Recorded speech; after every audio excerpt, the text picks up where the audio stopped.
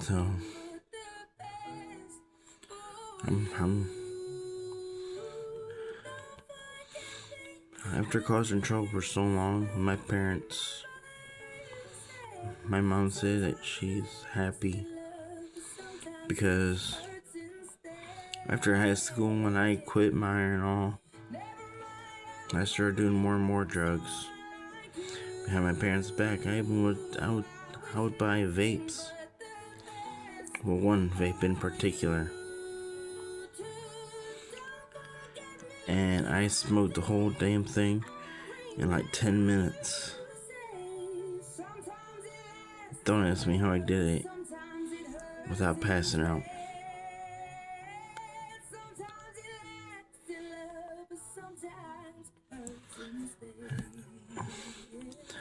That was the first time I ever smoked or vaped.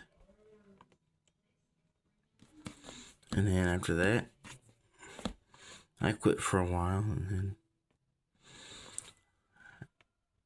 until after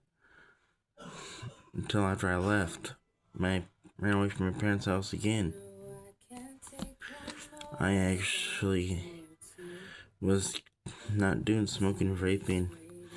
I didn't start until like 6 months later after leaving home, running away to my parent into a shelter to live for the next 2 years.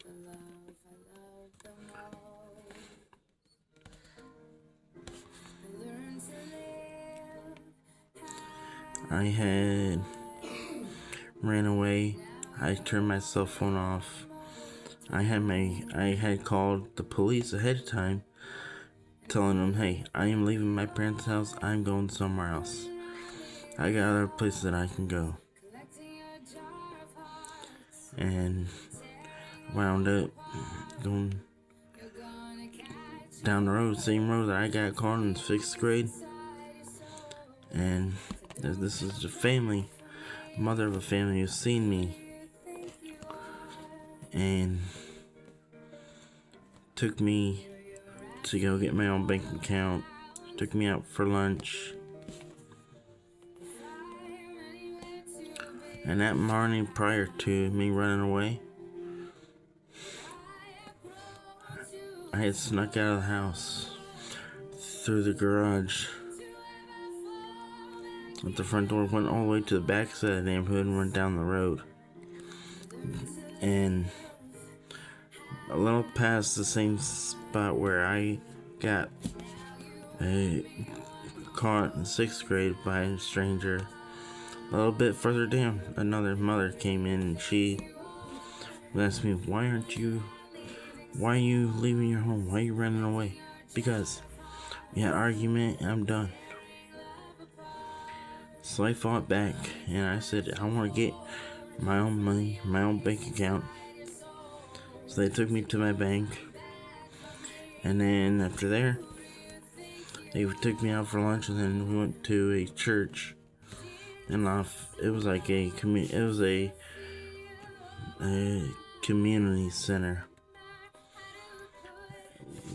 And it was a church as well. I got stopped there. They talked to me. The pastor talked to me. And they tried to convince me to go to my mom and call her and let her know where I was at and I'm okay. But I said no, she's not knowing where I'm at. So after over 2 hours of arguing with them, I decided, I'm done. And they gave up and they took me to the shelter. I filled out papers saying what happened and that I wasn't going home. Police were out looking for me. They never thought to look in the homeless shelter, but that's it, and that's where I stayed. So it was really hard running away.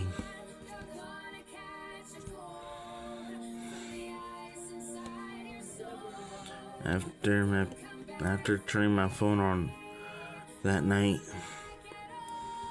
I was left with multiple voicemails of different people, including one of my managers at Goodwill, police officers, and my family and parents. I straight told the officer when I got to the hospital. Just tell him I'm not going home. And tell him I'm done. I'm going in for suicide. And that's the first time that I actually got help for suicidal tendencies.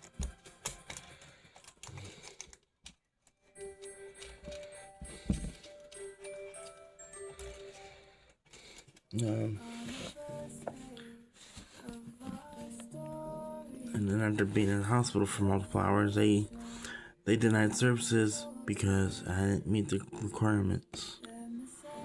So then I got brought over to Sycamore Springs and they took me in. I was there for about 2 weeks the first time. So they decided that they were going to place me for suicidal tendencies, self-harm. And that's another thing. About a year prior to me leaving my parents' house, running away because of a fight and argument, I had cut myself for a whole year. And this was when I worked at Meijer. And Meijer only, actually. It was a while back before I worked at Goodwill. And my whole left arm gouged up with cut marks. I always wore a winter jacket in the middle of summer. That raised red flags, but nobody thought I was doing self-harm. I always lied and said, "Oh, I'm working inside the cooler." And I wore it all day. And when I went to the shelter, I held my arm like this because I didn't want people seeing my cut marks because they were all over right through here.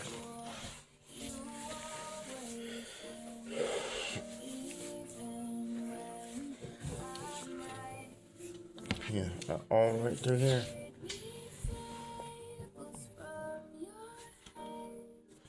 You can't see them now because they faded, but I had some deep cuts.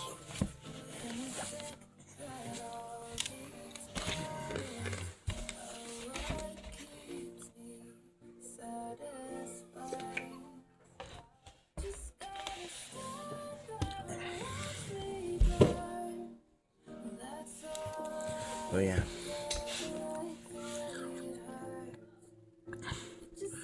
I was always crying inside.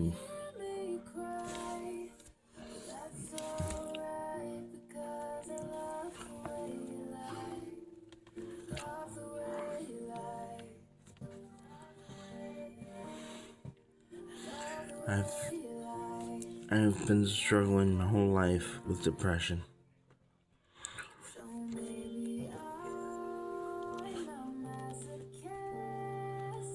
And then after that, after running away, spending the first night in the night shelter, I ran away with a guy. And we went and stayed in the woods. And the next morning, he brought me to eat breakfast. And then we went out to Walmart and got me a pocket knife that was about 3.5 inches long. Had a flat blade and then also had a serrated edge too.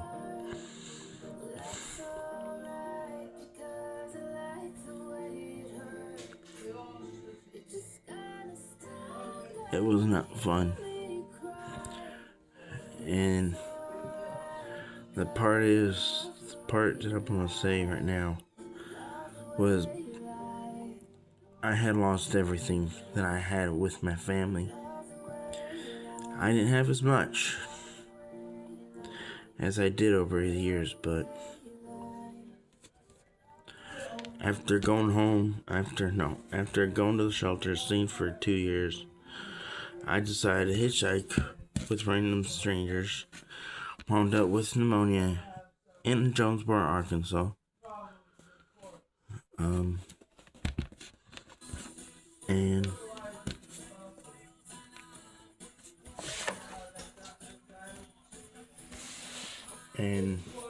I was in the hospital for about 8 weeks or more with pneumonia. By the time I was done with pneumonia, I had a bad bed sore because they never rotated me. So I had to get care for that then too. After that, I wasn't able to move at all because I was in a bed for over 8 weeks. And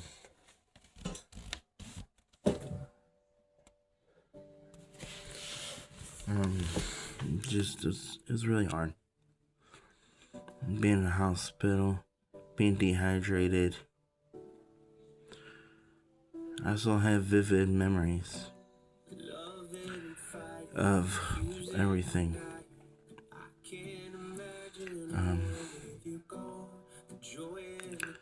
I wish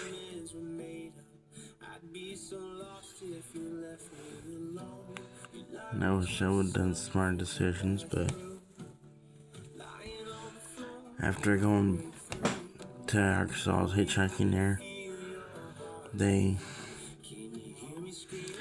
weren't gonna take me into the doctor's office because I didn't have an Arkansas state ID. And I said, I'm fucking passing out, bitch. I cussed them out and I'm like, well, we're sorry, but you don't have an Arkansas ID. I can't help you. I said, well, then you know what? Then if my dead ass is in that parking lot, then you'll see. It'll be on you. And 10 minutes later, they took me into the doctor's office, sat me down, and they tried to get my vitals, but by the time they went out to go get a thing of vitals, they came back and I was unconscious with pneumonia. I've been back and forth to different hospitals, and then I was in a hospital bed for over 8 weeks, never getting out at all.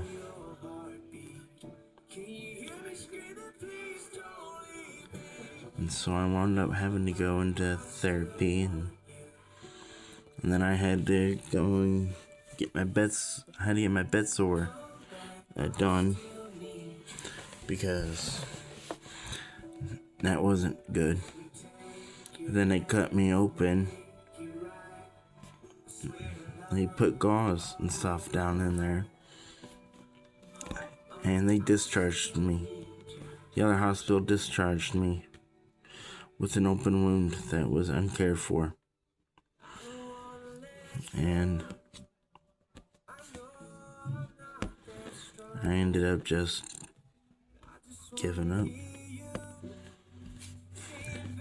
And then they went and took care of the bed sore. They discharged me back to the streets after telling me they wouldn't. So I ended up going back to the homeless shelter in Lafayette. And then after there, they sent me to an acute hospital care for the sterile cleaning and just to try and take care of it. And then after about 2 weeks, they discharged me to a nursing home. I was there for about a year or two. And then it took them over a year and a half just to find out why my wound was not healing. The wound care nurse at the nursing home was, she knew what she was doing part way, but she never would have guessed that there was gauze or anything in there. She never cared. She just opened it up, packed herself in there, and then the next day she would come back, and then the nurse would take over, and then after about a year and a half of it not going away, they sent me back to Lafayette to a wound care center at a hospital there. And I went back and forth from the nursing home to the hospital wound care center. And back and forth multiple times. And after the first time, they found that I had keloids sitting around my wound. So they had to put steroids in those, and holy hell, I kid you not, that thing hurt like a motherfucker. I was gritting my teeth really bad. And after the first time I went to the wound care, the wound care nurse at the nursing home was like, well, you know what? We'll take care of it. No, she didn't do nothing. She didn't do nothing right. So I went to social services and I told her, get this wound care nurse out of my space. She wanted me to go back and forth. She wanted to see if they have diagnosis, and then she tried to set up services of me going down there. I'm like, no, she's not touching me again. She didn't do her job. So I wound up going back and forth, I think like once a week. And from there, I got healed up.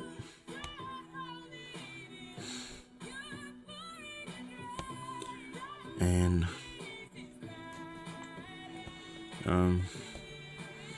after getting cared for and healed up, they still had me stay there till they could find a place that was stable for me to live in. And I stayed there for about 2 to 3 years.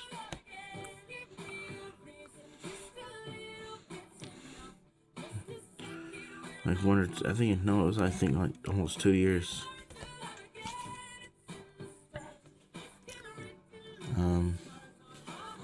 They found a SGO, which is group home services,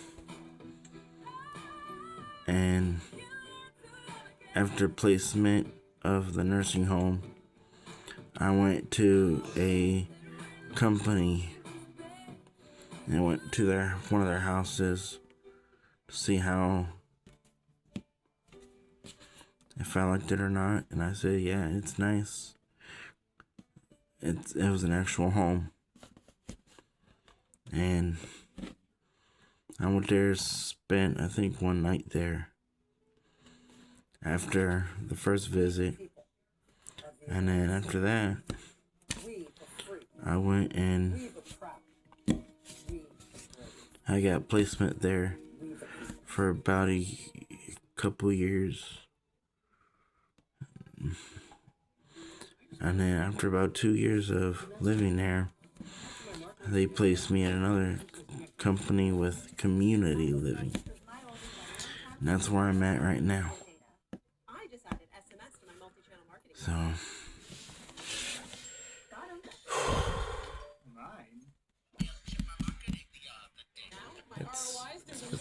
it's been a hectic life.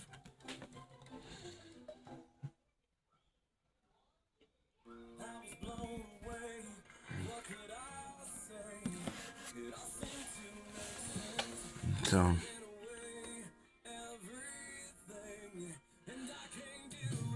yeah.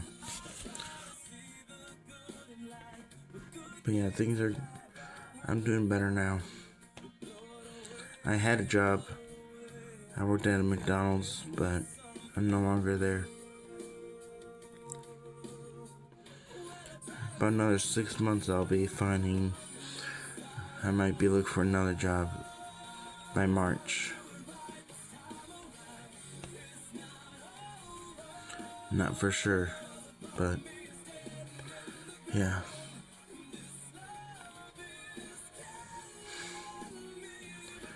So, still got about, what, 13 minutes about for my video. So,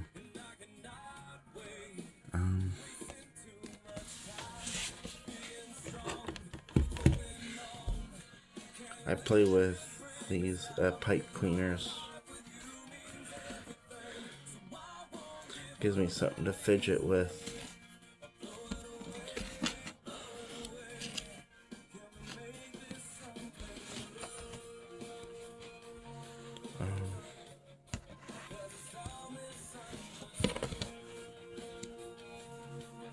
But yeah, I've done a lot of cleaning here.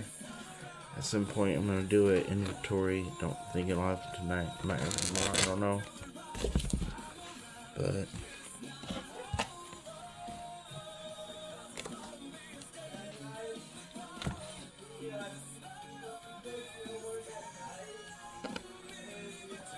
so I'm just kind of chilling.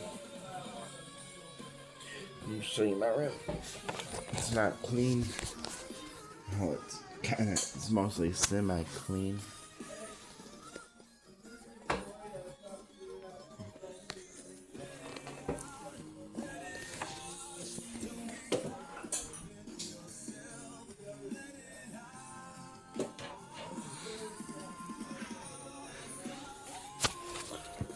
But yeah, that's my room. Big pipe cleaners. You know what, while we're talking, I'm gonna clean off my desk. Cause I'm gonna do some stuff in here tonight. I'm also waiting on results from my neurologist and doctor. I might be diagnosed with Tourette syndrome. Not for sure, don't quote me on it, but it's a possibility. I had an MRI done and an EEG done of my brain, plus I had to get blood work. So I'm hoping it comes back negative. It's just side effects of another drug.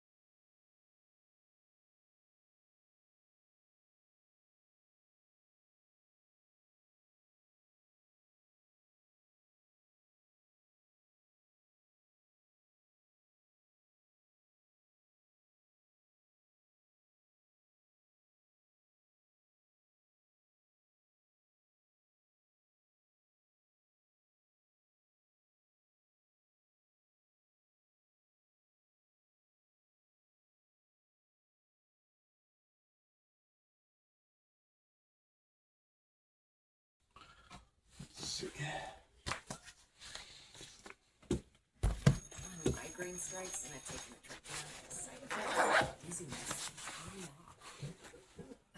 Migraine again. Ubrelvy works differently. It keeps me in rhythm, quickly stopping Do some migraine cleaning. in 2 hours. And some have pain relief that lasts all day. So I can handle whatever the day may throw at me. Don't take up allergic or with strong sip